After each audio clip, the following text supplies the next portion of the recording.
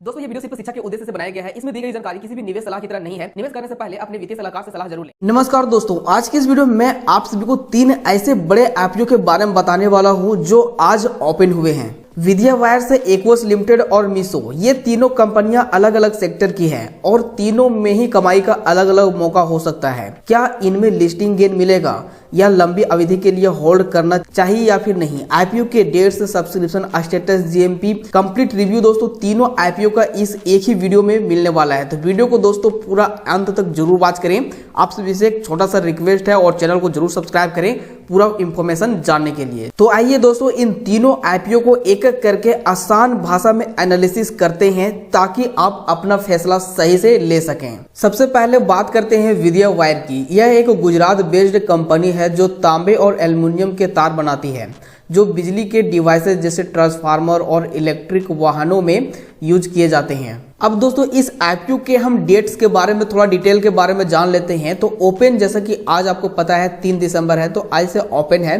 And close date यहाँ पे 5 दिसंबर को रखा गया है। साथ ही दोस्तों लिस्टिंग जो है वो 10 दिसंबर को होगा। आईपीओ का जो प्राइस रेंज है वो 48 to 52 रुपए जो है पड़ने वाला है। आईपीओ का टोटल जो साइज है वो 300 करोड़ का है एंड यहाँ पे लिस्टिंग कहाँ पे होगा, वो बीएसई और एनएसई एक्सचेंज पे होगा, आपको ऑलरेडी पता है। अब दोस्तों कुछ इंपॉर्टेंट डेट जैसे अलॉटमेंट जो है वो 8 दिसंबर को होगा। साथ ही दोस्तों इनिशिएट ऑफ यहाँ पे जो है रिफंड, जिनको अगर अलॉटमेंट नहीं मिलेगा तो रिफंड होगा 9 तारीख को, 9 दिसंबर को एंड शेयर जो है क्रेडिट होगा डीमेट अकाउंट में, वो भी होगा 9 तारीख को। तो ये थे दोस्तों इतना डेट के बारे में मैं आप सभी को बेसिकली बता दिया हूँ। अब दोस्तों थोड़ा सा हम यहाँ पे फाइनेंशियल देख लेते हैं इस कंपनी का। तो फाइनेंशियल में देख सकते हैं एसेट वगैरह जो है यहाँ बढ़ते हुए क्रम में जा रहे हैं, ठीक है।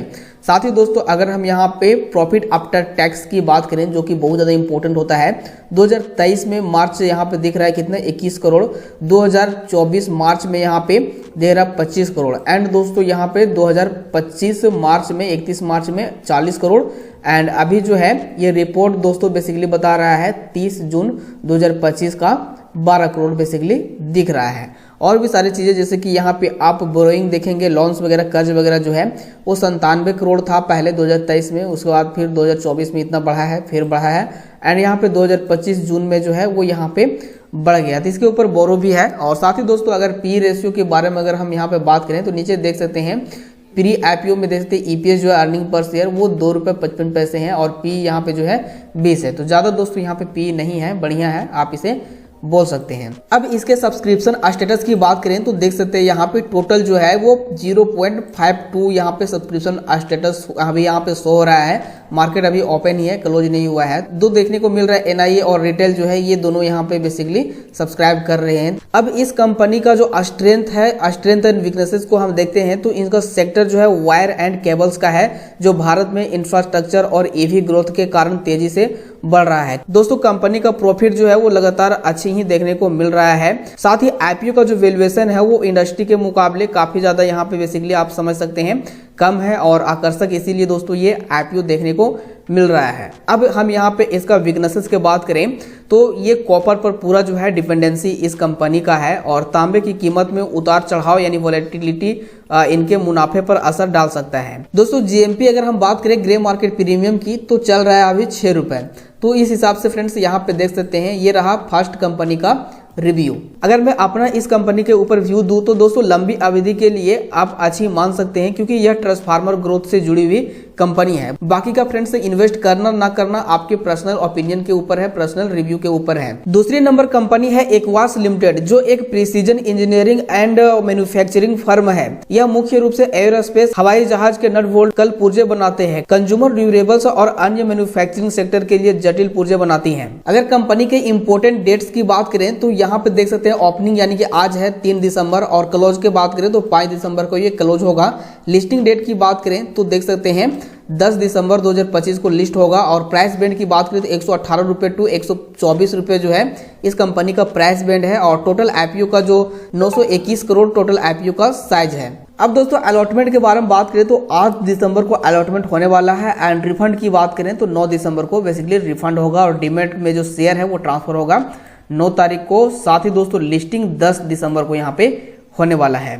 साथ ही अगर हम अभी सब्सक्रिप्शन स्टेटस की बात करें तो रिटेल ने यहाँ पे 1.43x यहाँ पे सब्सक्राइब हुआ है और NIA जो है यहाँ पे आपको दिख रहा है कितना 0.3x जो है सब्सक्रिप्शन स्टेटस आया है इसका, ठीक है। और यहाँ पे टोटल आपको दिख रहा होगा। तो ये थे दोस्तों अभी इसका सब्सक्रिप्शन स्टेटस। थोड़ा सा हम नीचे जाते हैं और डिटेल आपके साथ शेयर करते हैं। अब दोस्तों इक्वास ऑब्जेक्टिव की अगर हम यहाँ पे बात करें तो क्यों ये फंड ले रहे हैं, तो उसके लिए फ्रेंड्स देख सकते हैं कंपनी में रीपे बोरोज टोटलिंग यहाँ पे देखते हैं 433 करोड़ रुपए जो है वो पे करेंगे, जो इसके ऊपर कर्ज है वो। उसके बाद रिड्यूस कंपनी लेवल डेट, यानी कि डेट को रिड्यूस करने के लिए यहाँ पे कितने ले रहे हैं ये देख सकते हैं दोस्तों, आपको दिख रहा है 17 करोड़। उसके बाद फिर fund will be supported subsidiaries with, subsidiaries को सपोर्ट करने के लिए 415 करोड़ ये यूज करेंगे।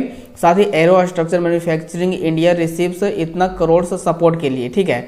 बाकी दोस्तों और भी चीजें हैं, इसको आप बेसिकली यहाँ पे देख सकते हैं। अब दोस्तों हम बात करते हैं इस कंपनी के फाइनेंशियल के बारे में। तो सबसे पहले दोस्तों यहाँ पे आप एसेट देख सकते हैं बढ़ते हुए क्रम में आपको देखने को मिल रहा है। देन अगर हम यहाँ पे प्रॉफिट की बात करें तो 2023 में देख सकते हैं 109 करोड़ का लॉस था, 24 में यहाँ पे कम हुआ 14 करोड़, और उसके बाद फिर यहाँ पे देख सकते हैं 24 सितंबर में 71 करोड़ माइनस में है और लॉस में। बेसिकली दोस्तों 2025 की बात करें मार्च 31 मार्च तक तो देखते हैं 102 करोड़ माइनस में है। और अभी दोस्तों हम सितंबर की बात करें, सितंबर 2025 की, तो दोस्तों यहाँ पे माइनस 16 करोड़, मतलब कि 16 करोड़ ये जो है लगभग 17 करोड़ माइनस में है। तो ये दोस्तों लॉस मेकिंग बेसिकली आप इसे फिलहाल बोल सकते हैं। थोड़ा सा हम नीचे देखते हैं तो EPS जो है अर्निंग पर शेयर वो भी माइनस में है इसका, और P रेशियो जो है वो भी काफी माइनस में यहाँ पे बेसिकली दिख रहा है।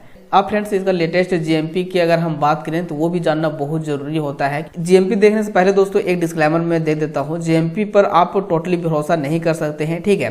तो अभी दोस्तों फिलहाल GMP की बात करें तो 44 रुपये चल रहा है और लिस्टिंग गेन की जो पॉसिबिलिटी है वो 35% बेसिकली यहाँ पे दिख रहा है। तो मैं पहले ही आपको बता दिया कि इस पे आप रिलाय नहीं कर सकते हैं टोटली। अब दोस्तों थोड़ा सा मैं इसका स्ट्रेंथ एंड वीकनेस के बारे में बता देता हूँ। तो कंपनी का जो स्ट्रेंथ है वह देख सकते हैं एयर स्पेस जैसे बहुत ही खास और हाई टेक्नोलॉजी वाले सेक्टर में काम करती है। और साथ ही फ्रेंड्स इनके ग्लोबल्स OEMs यानी कि ओरिजिनल इक्विपमेंट मैन्युफैक्चरर के साथ जो है मजबूत और लंबे समय से रिश्ते हैं, ठीक है।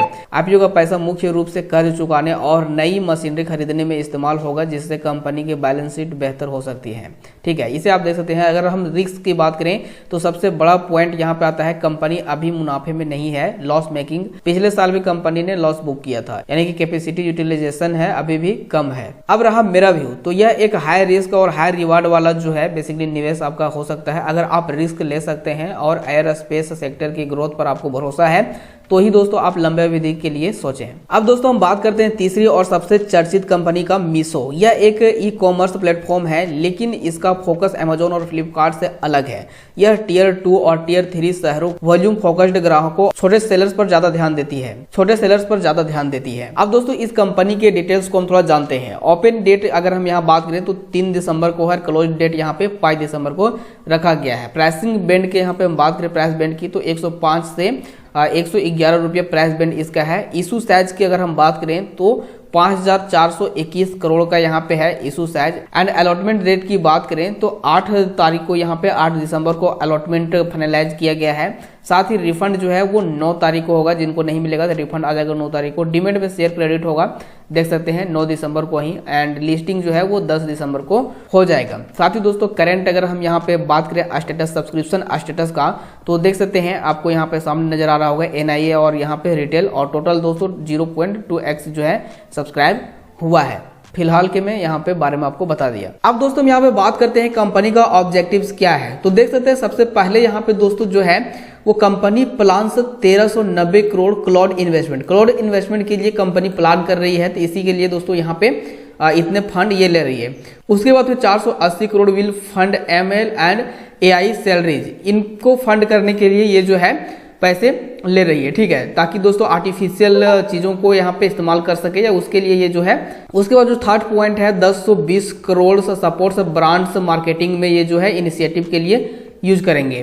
देन दोस्तों 5 नंबर जो है वो fund will drive acquisitions and other strategic growth के लिए यूज होगा। बाकी का आईपीओ का जो यहाँ पे साइज है वो बताया गया है, देख सकते हैं टोटल आईपीओ साइज जो है 5421 करोड़ है, जिसमें से ऑफर फॉर सेल जो है वो 1171 करोड़ है। देन यहाँ पे दोस्तों फ्रेश इशू जो है 4250 करोड़ है। अब दोस्तों जो सबसे इंपॉर्टेंट भाग है वो है कंपनी का फाइनेंशियल। अब दोस्तों कंपनी का फाइनेंशियल देखना जरूरी है। देख सकते हैं एसेट जो है, यहाँ पे एसेट जो है वो बढ़ते हुए क्रम में तो दिख रहा है, उसके बाद फिर इनकम भी बढ़ते हुए क्रम में दिख रहा है, तो प्रॉफिट आफ्टर टैक्स जो है वो क्या बढ़ते हुए क्रम में दिख रहा है? तो नहीं दोस्तों, लगातार आपको यहाँ पे ये जो है माइनस में दिख रहा है। मतलब कि देख सकते हैं 2023 में इतना करोड़ माइनस था और यहाँ पे 2025 में 700 करोड़ फिलहाल यहाँ पे माइनस में दोस्तों दिख रहा है। तो ये काफी यहाँ पे थोड़ा सा नेगेटिव पॉइंट मिल सकता है आपको देखने को, ठीक है। साथ ही ईपीएस की बात करें, अर्निंग पर शेयर जो है वो पॉजिटिव में रहता है तो अच्छा रहता है। और यहाँ पे देख सकते हैं ये कंपनी जो है कितनी कमा के दे रही है,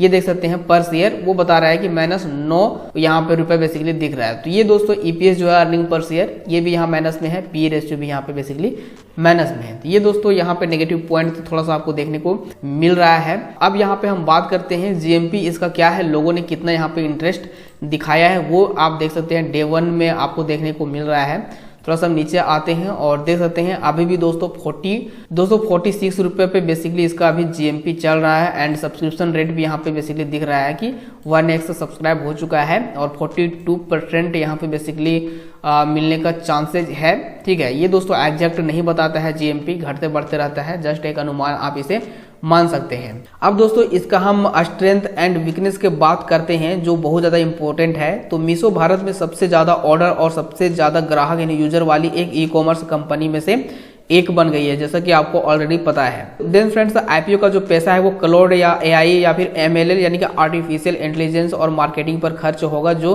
भविष्य की ग्रोथ के लिए जरूरी है।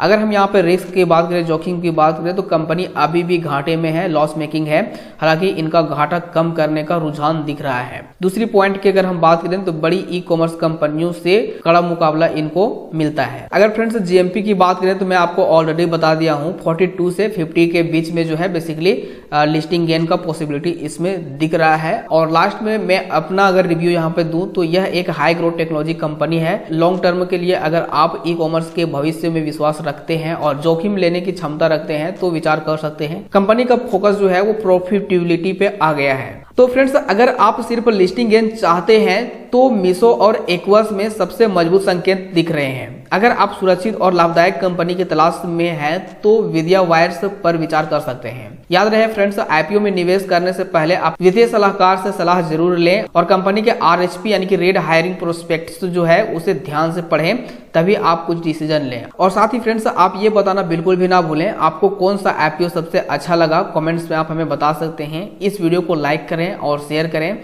साथ ही हमारे चैनल को सब्सक्राइब करें। लास्ट में एक छोटा सा डिस्क्लेमर, यह केवल एक एनालिसिस वीडियो है, निवेश की सलाह नहीं है। शेयर बाजार में निवेश जोखिमों के अधीन है। Thank for watching this video.